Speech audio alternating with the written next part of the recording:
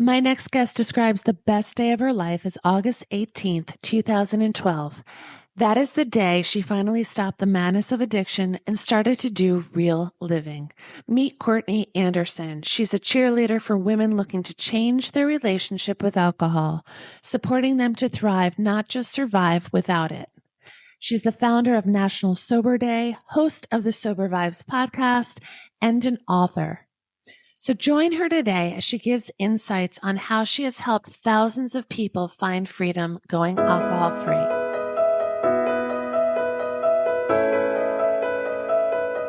Welcome to the Sober Living Stories podcast. This podcast is dedicated to sharing stories of sobriety.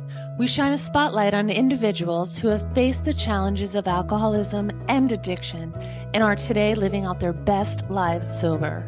Each guest has experienced incredible transformation and are here to share their story with you. I'm Jessica Stepanovic, your host. Join me each week as guests from all walks of life share their stories to inspire and provide hope to those who need it most.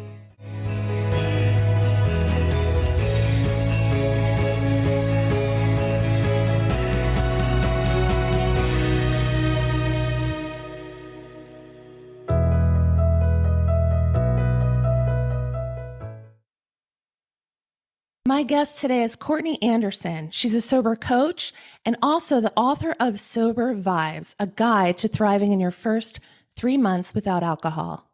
She's a sober coach that runs an online support community for sober, curious women of all ages.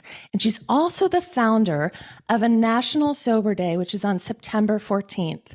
We're going to hear about a little bit all of that and her personal story. I can't wait to get into it. So welcome to the show, Courtney. Thank you. Thank you so much for having me on today. Yeah, as we had said before, I'm very excited to have you on because prior to launching this podcast, I was listening and watching yours. And it was a big inspiration for me as you being an author and me being a writer as well. And all of the help that you've been giving women throughout, I've just been kind of watching along. So I'm interested today to hit so many areas. We'll do what we can and I'll have you back on if need be. So just a little bit of like your personal story. Give us a little bit of your background. And then also I'd love to talk about community and how important that is in early recovery and what you offer and a little bit about your book. Sure. So my journey started on August 18th of 2012, and that was the day I finally decided to end the cycle of madness with alcohol that I had.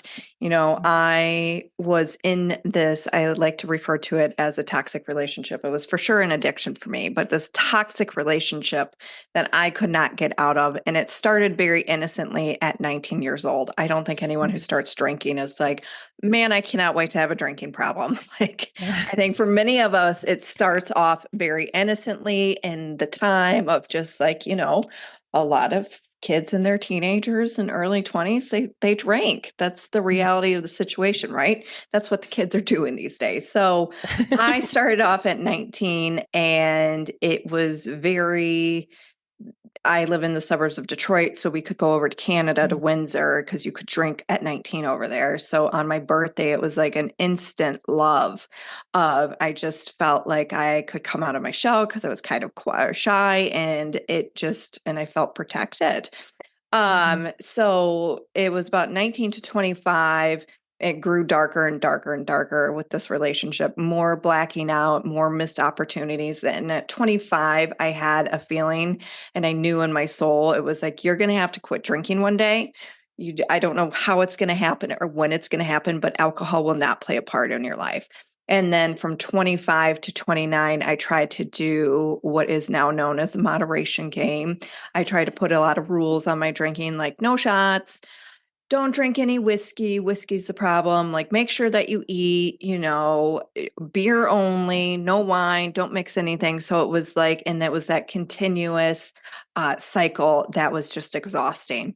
No matter what, like I would go sometimes a week without drinking, 2 weeks without drinking. And I would be like, yeah, you know, and then it would always lead me back to where I started off at the beginning, where it was like, after a certain point, once you develop a problem with alcohol, there's no turning back to going on how it felt at 19 years old, you know? So finally at 29, I was about 6 weeks shy of being 30. And that was the last night that I drank, you know, and for me, I had had 1,000 rock bottoms before, 1,000 situations of here's here is the universe showing you how you and alcohol are together and it's no good. And on this particular morning, it was my last night. The night before, I worked at the bar and I was transitioning Mhm. into the medical field full time. So it was my last shift. And I woke up to my good girlfriend telling me I lost my rescue cat, Fiona. And that was the second time I lost her in a blackout. And that my boyfriend at the time was like super pissed. So my boyfriend comes downstairs, tells me that I threatened his life the night before and the cat's missing. And for 3 days, the cat was gone.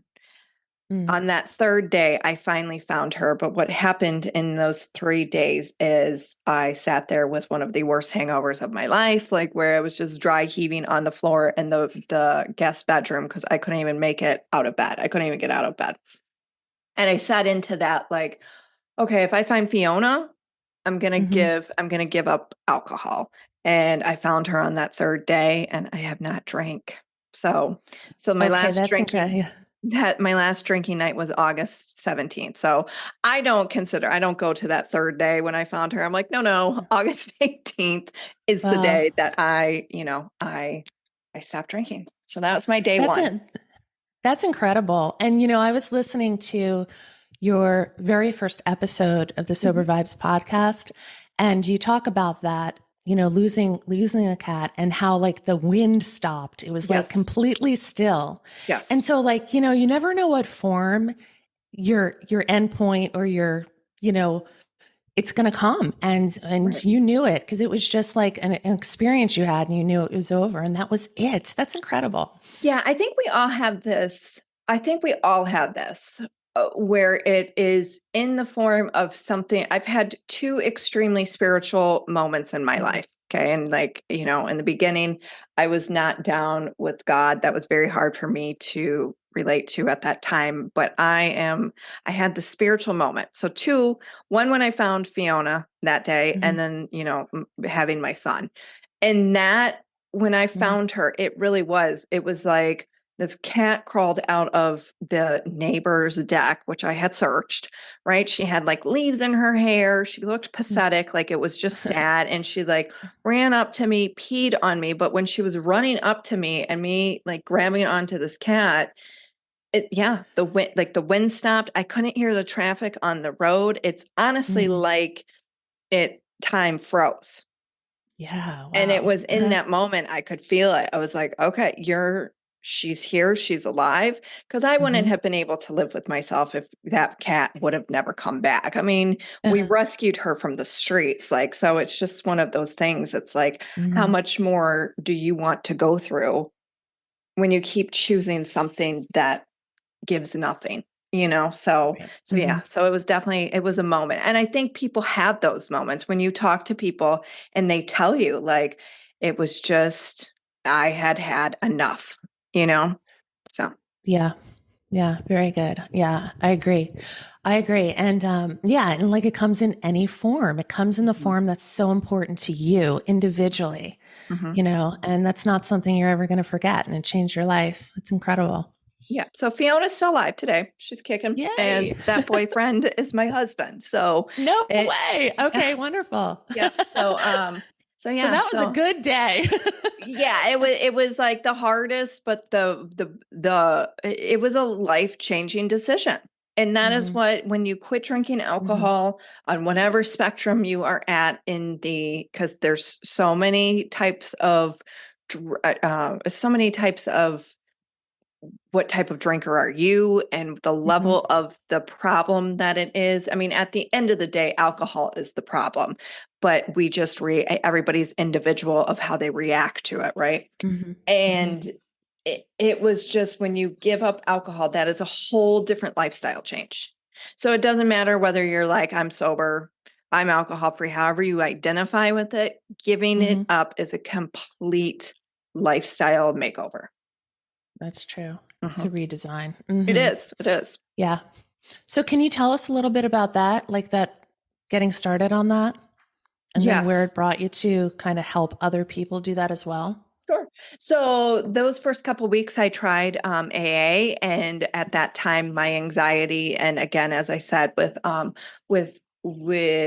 I didn't have God in my life at that time, and so when God was being thrown around in AA, just the word, I'm like, this is uncomfortable. Like listening to people tell me that they had 10, 15 years at a table, I'm like, I am never going to get there. But that is just the person where you're at. Those first 90 days are so crucial. So Mm-hmm. I stopped going, really white knuckled it for 2 years. And then on that second year, I started to get into more like nutrition and exercise and get into that. And then I went back to therapy. I did end up going back to AA my third year. And that is where in AA, and I was very comfortable at a women's table, Mm-hmm. participated for the summer. And that is where the concept of sober vibes was actually created, because I sat there and listened to women of what they needed and what I needed at the time. And for me, I felt like it needed more empowerment, like sitting there and listening to women being like, I wish I could go to a Tigers baseball game, like with some Mm-hmm. friends who aren't drinking. Right. And it is with that, we didn't just get sober not to go out and participate in life. So Mm-hmm. for me, I wanted to kind of bridge the gap of what more women needed. And that's how Sober Vibes was created. Wow. And so the community sober vibes or the podcast? The podcast and the community started taking place around that time on Instagram and on a Facebook group. And the Facebook group, I still have, I mean, it's geared towards women. I don't let men in that Facebook group Mm-hmm. because I had been into previous sobriety and recovery groups where it was men and women, and it didn't land well with me, because I really do think that it's totally different on how men and women recover. And I didn't want a community to Mm-hmm. then be of a dating pool. That's not Right, what we were right. there for, I felt like. So I really, and then plus two, women can't really talk about things when there's a male energy involved. Like, honestly, because there's a lot that have happened with women that could trigger Sure. them with a male being in that room. So I Yeah. just protect the ladies. So Protect the lady. Yeah. yeah, women No, I only. think there's a lot of truth to that. Mhm. And there's a comfortability that's just not present. And there's a different energy in the room. And so for what we're dealing with, I think that's completely really true and relevant. And it just creates like safe space. Talk about what you can talk about. And there's no guarding your conversation when you have a group of girls in the room. Right. You're allowed to get to what you need to get to. Right. And And for a to lot the of people, I'm sorry. I was Yeah, just go going to ahead. say, and I mean, and then this is why I just think it's so different between men and women, and relapse and recovery. It's because men don't have a second clock. It's Right. completely different with women with hormones and monthly cycles and feeling like garbage, and having more anxiety around your period and that triggering you to drink. So like, Mm-hmm. men don't get that. So Mm-hmm. there's Yeah. there's more to say upon that whole thing, but it is true that it's just women are different Yeah, biologically. absolutely. Mhm. Biologically. And, I come from a 12-step background, like tried and true for Mhm. like almost 20 years.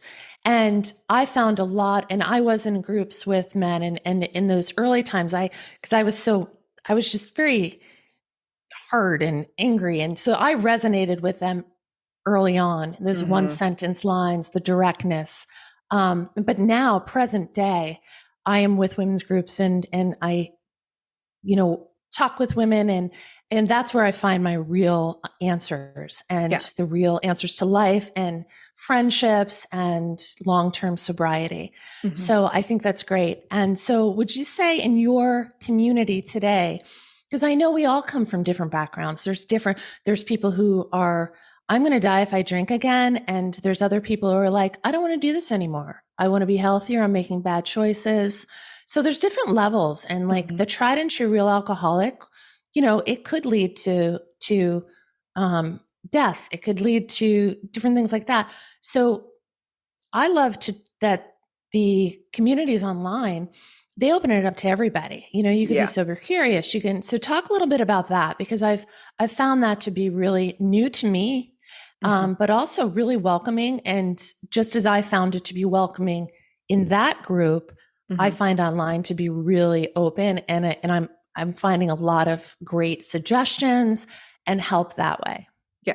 So when I started building sober vibes and sitting in the 12 step that summer, it was a thing of not everybody is at the, and that's what I listened, right? Like, and listened and observed and myself too of what I needed at that time. It's like, not everybody is at the same spot. And I've just learned this too of these years on my one-on-one clients. This is, Mhm. I don't have a program where we're like module 1, we're doing this, module Great. 2, we're doing Okay. this, because it doesn't land with each person. I meet the person with where that they're at, right? Like one summer I had a man hire me just to continue to get him sober through his trips he had planned because those were his triggers. And Okay. 2 years later, the man's still sober. So you know what I mean? So everybody is at a different spot, but they all have an issue with alcohol. So that is what I learned in the beginning of this is not so black and white, and that at different places, and you can't Mhm. in the sense preach the same thing to everybody, because not Right. everybody goes with that one line where it's like, you want to question some things or be like, okay, I know many people who they quit drinking, but they still use marijuana to help with their anxiety and to sleep. I'm not to Mhm. say that's right or wrong. I am it's like, if that works best for you, that works best for you. I'm not going to take away from you Mhm. that you're not sober, because if alcohol was a problem, that was the problem, right? So Mhm. I just believe in meeting people with where they're at and speaking to that. Right, right. And so, yeah, it's individual, and Yes. everyone's allowed to have their belief system Hmm. and their recovery methods and Hmm. what they do. Hmm. And yeah, so I love that you wrote a book because I'm a writer, and I just want, if anyone who is in there, you had written the book is called Sober Vibes, A Guide to Thriving in Your First 3 Months Without Hmm. Alcohol. I love it because it's a guide, and I love Hmm. it and that it targets early sobriety. So for any listeners that are struggling with what to do, how to do it, when to do it, I would highly suggest to look for Courtney Andersen's book. And can you talk a little bit about that and what is in there that could help people? Yep. So again, the guide walks you through those first 3 months, but it walks you through where it's you are tailoring your sobriety and recovery Mm-hmm. to what works best for you. And again, that's the approach. It's like, it's not a one size fits all. And you have to figure out what works best for you, not what your neighbor has been doing for, the past 50 years, not what your Mm-hmm. sister did, right? Like, because there's also, too, some people go to rehab and some people don't, right? So Right. it's just some people, the 12 steps works for them, some people don't. But I do always recommend you need to try it.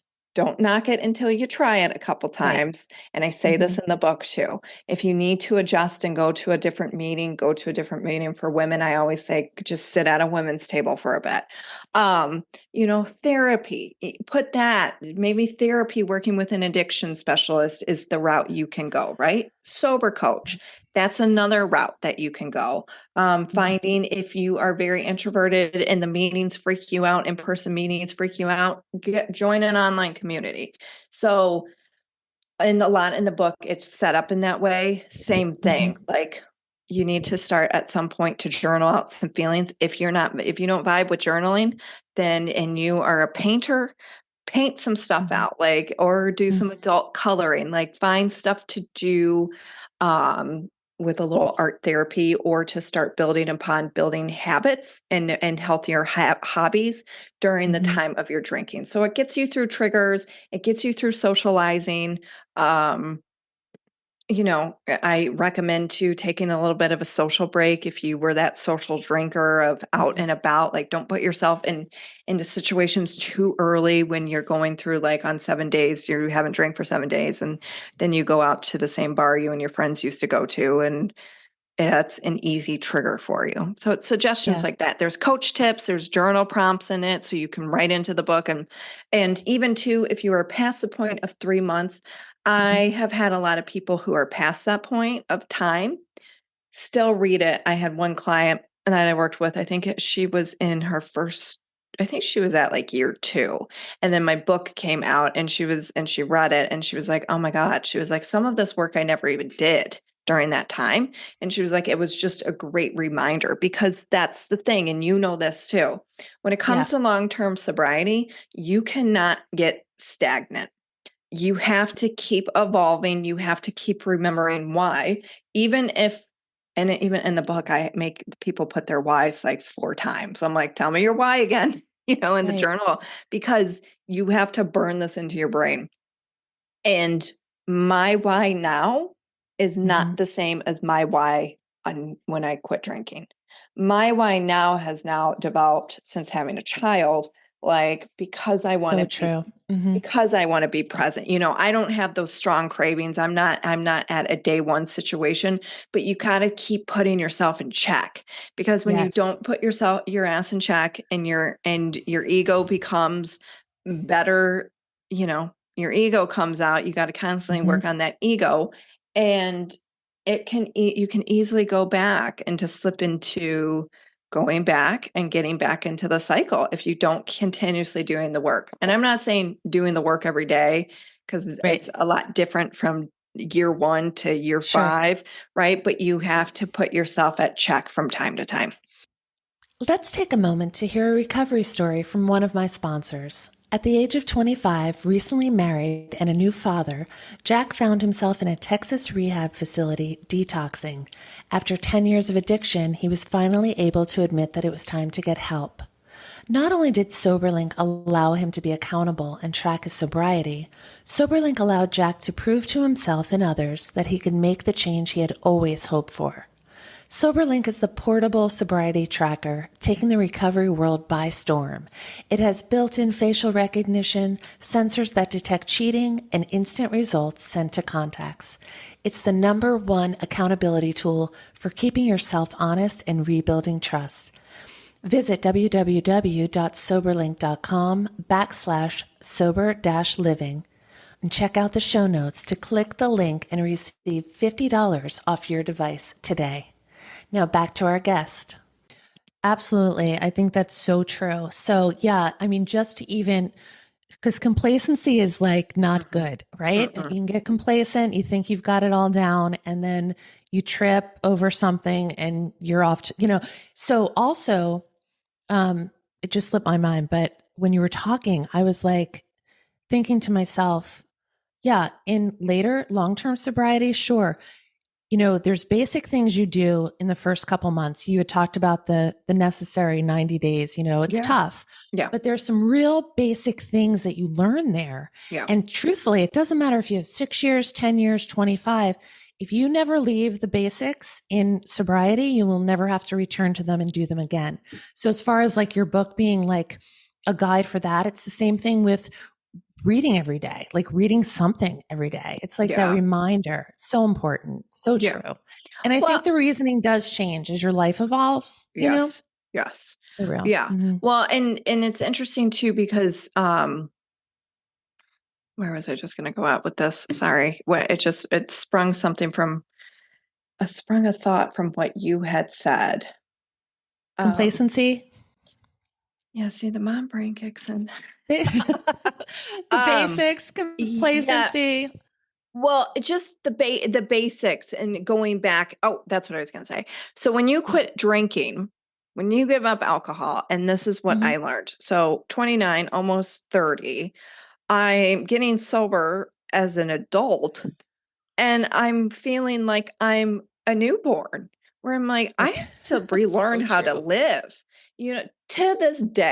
To this day, when I pay my bills on time, Mm-hmm.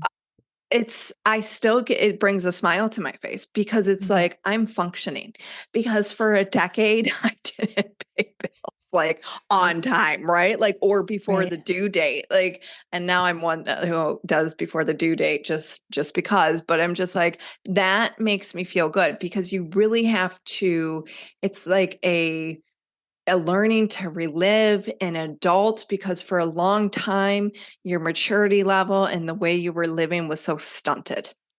Yes, so true. So true. So let's talk about this for a second because there's so much truth to that. And as a sober coach, you Mhm, know, I mirror it against people I surrounded myself with in early sobriety mhm, who would be like sponsorship or friends that were going through the same thing, but they had a very direct message. I remember being on someone's back porch and I was complaining. I'm like, my house is a wreck. I don't have any gas in my car.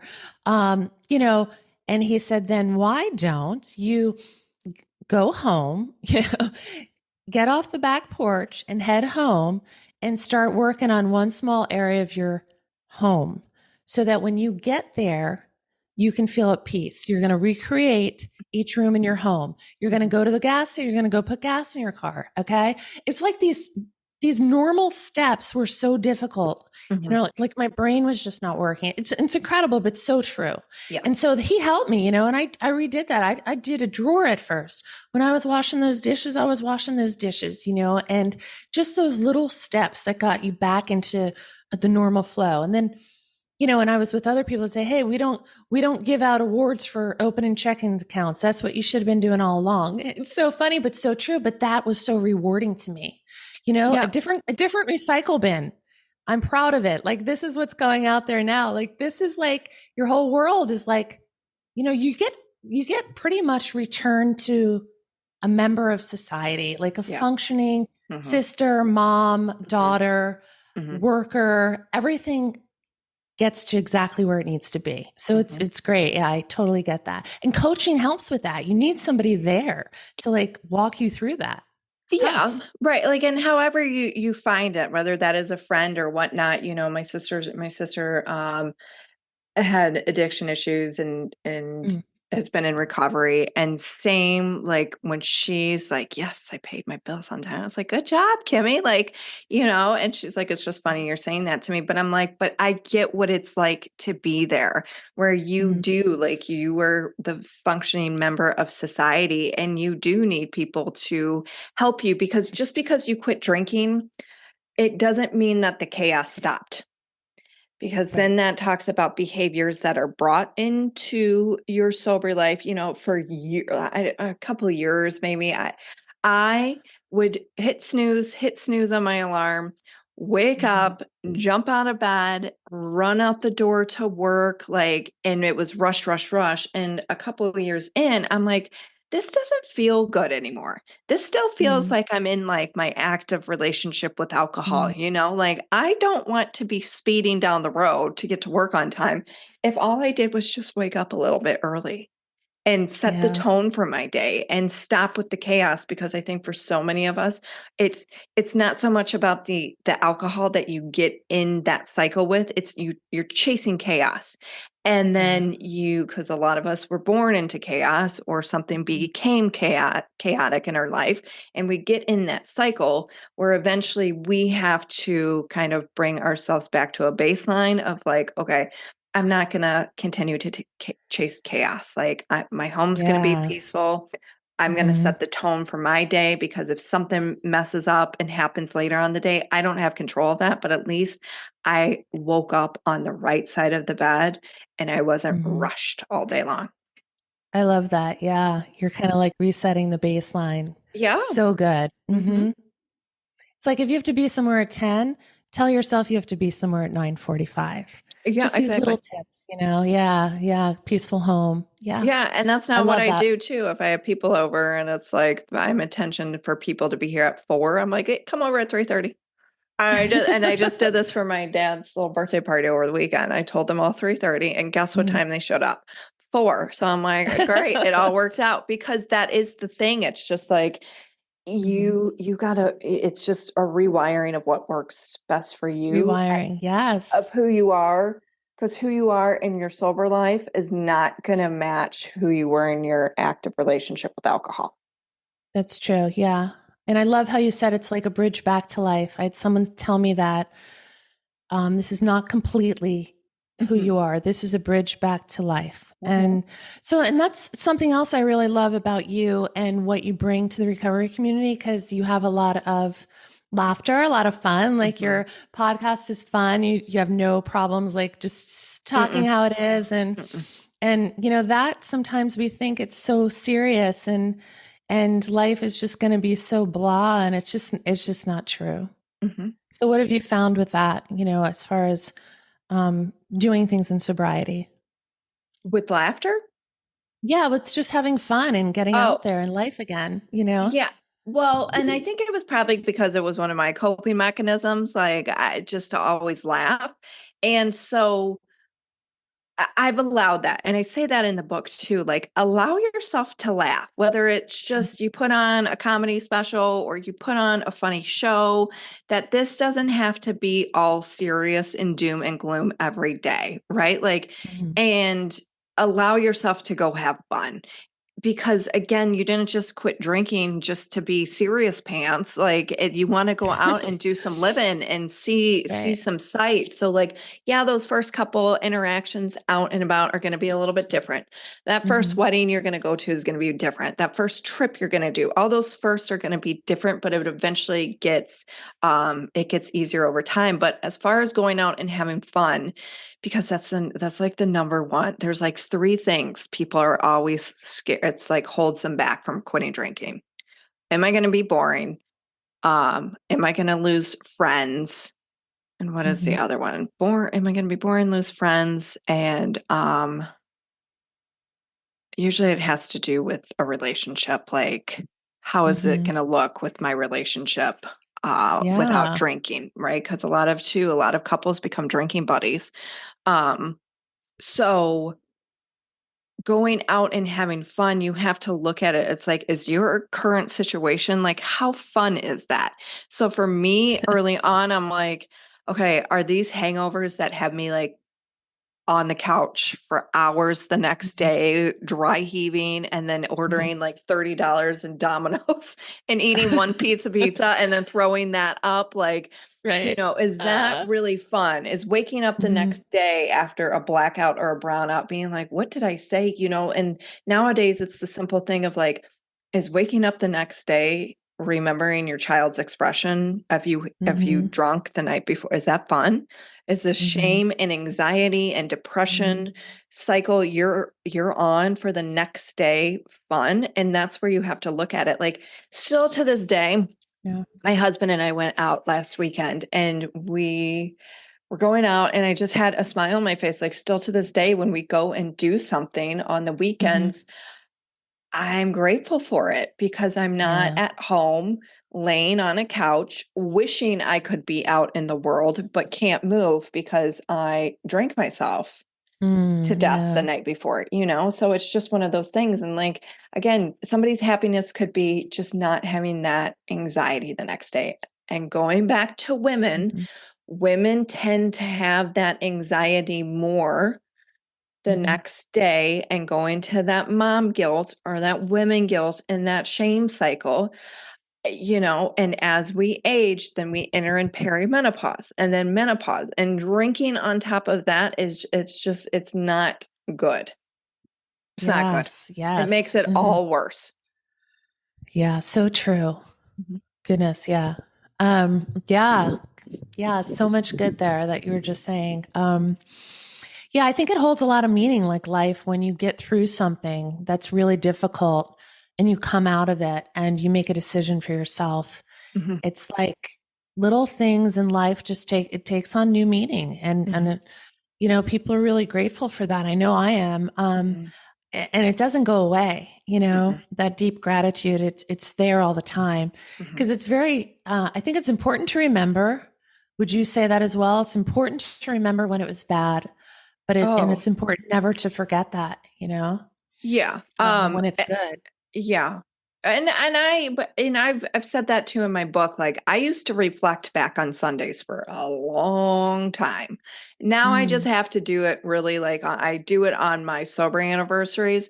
But for those mhm, first couple of years, I was on Sundays doing like a little bit of a meditative state of just sitting there or laying there and like mhm, 5 to 10 minutes of just remembering situations back of my drinking days of where mhm, it took me. I will never regret any of that time because I mhm. had some good times. Not all my drinking experience was extremely bad. I'll give it like 10%, but 90% of the time it never ended well with me. And, but I look back at just like sometimes it was just like some Sundays it was just an extremely bad hangover or me Right. puking on off the side of my bed. Like, Mhm. but that helped me go. That continued to help me go and push through and be like, this is not, I don't ever want to go back there. And it's Mhm. not living in the past because I think it's hilarious when people are like, well, I don't want to live in the past. And it's like, or, when you get trolls on social media being like, you sure do talk about quitting drinking a lot. It's like, you'll never get it. You'll Right. never get it on how different your life can be. And we are so fortunate because we get to live two lives in one. We get to live the life So true.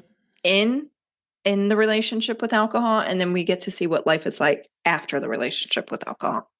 So good. Absolutely. Yeah. Wow. For real. Mhm. So listen, I wanted to ask you this because Sure. how did you, I came across that you're the founder of the National Sober Day, which is Mhm. on September 14th. Mhm. So how does one find a day? And how did this come about? So just let us hear about that. Sure. So it was back in 2019. I actually was watching a reality show because I do love the Bravo channel. And this girl on this reality show founded a national holiday. I was like, oh my God, this is how it's done. So the next day, I went to the National Calendar Day company Hmm. and I submitted it. And so I wanted it to be, when there's a world of like National Margarita Day and National Vodka Day, I'm like, Right, there's got right. to be a National Sober Day. And I thought that somebody would have already taken it. And the lady was like, she's like, I'm shocked. There's not a day for this. And I was like, okay. Well, Uh-huh. and I paid for it and I submitted all of the information and I chose September because National Recovery Month is in September. So I wanted to Hmm. honor that. And then I did September 14th because both of my grandmothers passed on that day, different years. Mm. Hmm. So I just wanted to honor them. And one of those grandmothers actually gave up drinking when her grandson was born, when the first grandson was born, because she had an issue. And Yeah. then the other grandmother volunteered for the American Red Cross for like 35 years. So I just wanted to pay Hmm. a little bit of tribute to them for me personally. So. Yeah. Well, it's a great National Sober Day. I mean, it's a great it without even knowing that you created that. Mhm. I think probably like the second post that I ever did on my Instagram when I Mhm. had the Sober Living Stories Instagram account, it was on National Sober Day. And I like gave a tribute, like a shout out to that. And Mhm. because, yeah, it's something people can resonate with. I love that you did that. I love that you took initiative and made it into something that everyone could use, but it has meaning for you. Yeah, and that's the whole thing too. It's like every day you should celebrate being sober, but this is Mhm. this is the reality of it. It's because we're just at the starting point of this, as we were talking before, of like there Sure. wasn't online communities, right? Like this is Hmm. just it brings more awareness to addiction and sobriety, and it brings awareness to people who, you know, if you're not in the algorithm of sobriety and recovery, you were Hmm. unaware that this whole thing does not exist Absolutely. or podcasts. You're not looking for those podcasts, right? Until you are in the situation of, all right, I'm going to try to quit drinking. Hmm. So Hmm. it's really just a celebration for all of those who are living sober and the awareness of addiction and recovery, and also too if you got a family member who wants to support you to not drink that day, just Yeah. to support you. So it's really just it's a party for all and It's a extra, party for all. yeah, and just Mhm. extra awareness because again, there's so much that goes into this, it's like an onion. Sure. And there's a lot of mental health issues Mm-hmm. underneath a lot of it when people quit drinking that, Mm-hmm. so it's just added awareness.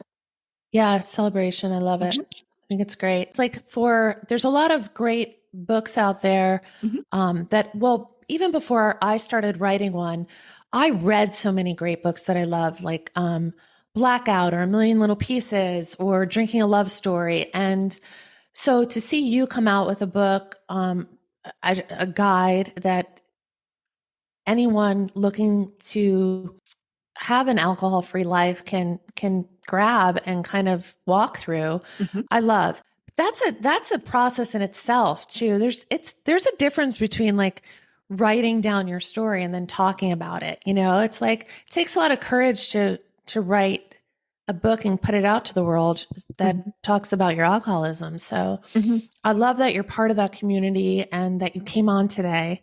Because like I said, I've been following you for a while. I love what you're doing. I think it's helping a ton of women. Thank And you. I would love to have you on again, if you would, just to talk about that sober author journey, because I Mhm. think a lot of people are on it. A lot of Mhm. people are wanting to write books, but they're not quite sure how to go about doing it. So that'd be something I'd love to look at later. Could you Sure. tell listeners where to find you, where they can connect with you during the week, and Yep. how to find your book? Yep. So I party the most on Instagram out of all I of knew these you were going to social say that. yeah, out of all these social medias, that's Yeah. Instagram is my jam and one that will forever stay there. So I'm on Instagram at Sober Vibes. I will have to say I'm like 90% in DMs, I mean, some people, when I see Mm-hmm. their spam, I'm like, I'm not even reading this. So I party in the DMs. If you need to reach out, you can listen to the Sober Vibes podcast and also to my website's courtneyrecovered.com. And then you can find my book on Amazon, Barnes and Nobles. I mean, wherever books are sold, you can look it up, but just Mm-hmm. Amazon and Barnes and Noble. So yeah. Great. Well, Awesome. thank you so much for being on. I look forward to seeing you again. And it was great. Great conversation. Yes, thank you. Thank you for having me on.